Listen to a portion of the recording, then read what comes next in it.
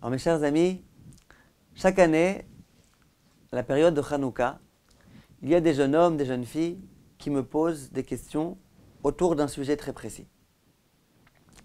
Vous savez que lorsque les parents allument la Hanoukia, ils acquittent par leur allumage leurs enfants. Le père allume et il acquitte tous ses enfants, chez les Sfaradim. Chez les Ashkenazim, bien que le père allume, les garçons allument aussi chacun une Hanoukia. Les filles, non. Les filles, elles sont acquittées par l'allumage du père dans tous les cas. Mais pour les Sfaradim, le père allume et il acquitte aussi bien les garçons que les filles. Que se passe-t-il lorsque les enfants ne se trouvent pas avec les parents? Par exemple, les enfants se trouvent à la yeshiva. Par exemple, les filles se trouvent dans un séminaire. Et les parents allument la Hanoukia. Disent les décisionnaires que si les enfants sont dépendants des parents, si par exemple c'est les parents qui leur payent la yeshiva, c'est les parents qui leur payent leurs études, et qu'à chaque fois ils sont vraiment en rapport, en lien avec leurs parents, ils retournent souvent à la maison. Bref, s'ils sont dépendants des parents, dans cette mesure-là, bien qu'ils ne se trouvent pas à la maison, on considère que c'est comme s'ils se trouvaient à la maison. Et donc l'allumage des parents acquitte les enfants. Prenons un cas évident, il y a des parents qui habitent à Paris, et puis ils ont des enfants qui étudient par exemple dans une yeshiva aussi à Paris. Simplement l'enfant, il reste à la yeshiva. Le fils, il reste à la yeshiva. Il ne rentre pas tous les jours à la maison. Est-ce qu'à la yeshiva, il va avoir besoin d'allumer la Hanoukia? Alors s'il est ashkénaze, qu'il allume. Dans tous les cas, il allume. Même quand il se trouve à la maison avec son père, il allume. Mais s'il est séfarade, et que lorsqu'il se trouve avec son père à la maison, il n'allumait pas, il est acquitté par l'allumage de son père. Là, va-t-il devoir allumer la Hanoukia ou pas? Disent les décisionnaires, non. Il est acquitté par l'allumage de son père. S'il est dépendant, bien évidemment, de son père. S'il est complètement indépendant de son père, qui se débrouille complètement dans tous les domaines, c'est déjà autre chose. Mais tant qu'il est dépendant de son père, il est acquitté par l'allumage de son père. Vous allez me dire, d'accord, mais il ne va pas entendre les bénédictions? Il n'est pas avec son père. Quand son père il fait les bénédictions, il ne va pas les entendre. Réponse, c'est pas grave.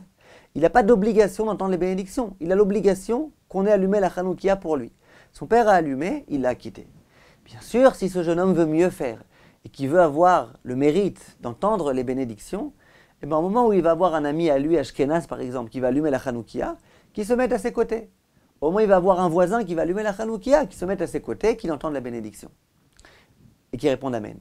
Mais il n'a pas d'obligation d'allumer. La question qui se pose, mes chers amis, c'est lorsque il y a des décalages horaires. Imaginez-vous par exemple un jeune étudiant qui se trouve à la yeshiva en Israël. En Israël, on allume la Hanoukia environ à 5 heures. 5 heures de l'après-midi, 5 heures du soir, c'est le moment de l'allumage de la Hanoukia. En France, l'allumage c'est vers 6h30, heure française. Ça veut dire en Israël à 7h30. Alors a priori, la question qui va se poser est la suivante. Ce jeune étudiant-là est dépendant de ses parents. Donc il est acquitté de l'allumage de ses parents. Mais comment il peut être acquitté? Au moment où lui il doit allumer, ses parents ne sont pas encore tenus d'allumer. Chez ses parents, il fait encore jour. Donc comment on considère dans ce cas-là? Est-ce qu'on considère qu'au moment où l'allumage arrive, il faut qu'il allume? Il ne peut pas être s'acquitter de ses parents puisque chez ses parents, il fait encore jour. Et là, j'ai pris un exemple simple. J'ai pris l'exemple de la France. Imaginez l'exemple des États-Unis. Il y a des décalages horaires énormes. Alors comment on fait, comment on considère cette chose-là? Eh bien, je vais vous dire la vérité.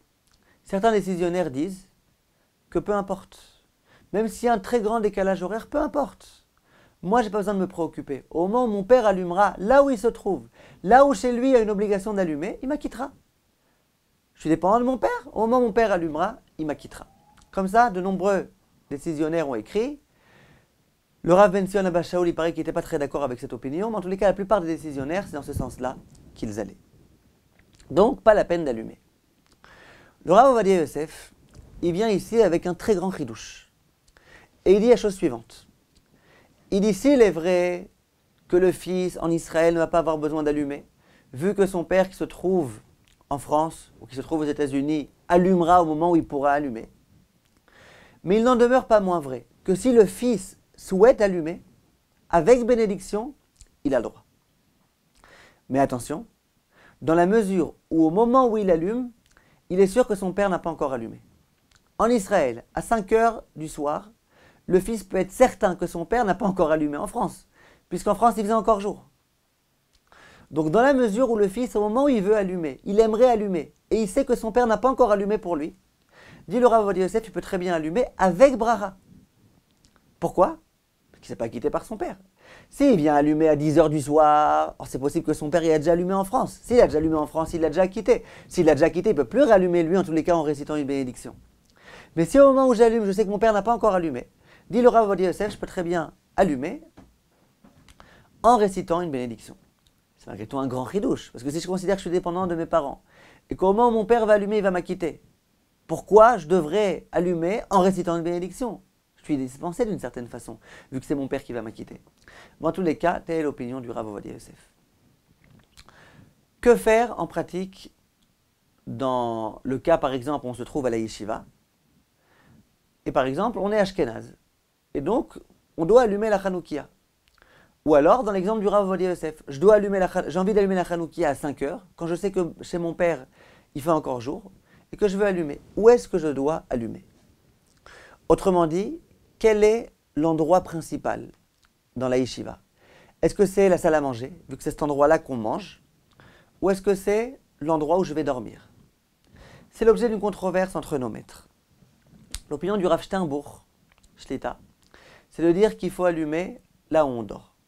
Simplement, faire que dormir, c'est pas forcément suffisant. Dit le Rav Steinbourg, pendant Hanouka, qu'on fasse au moins un repas dans la chambre à coucher. Dans la chambre où je dors, j'organise un repas. Comme ça, c'est d'une part l'endroit où je dors, d'autre part l'endroit où je mange, c'est l'endroit où je devrais allumer. Beaucoup d'autres décisionnaires, tels que le Chazon Ish, tels que le Rav Aaron Kotler, ont dit que non.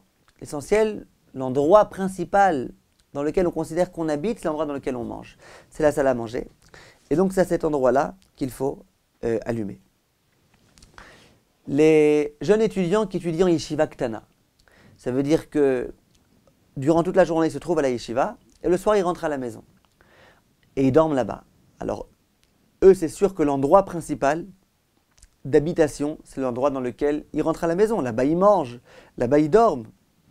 Donc, eux, ils rentreront à la maison pour allumer la Chanoukia.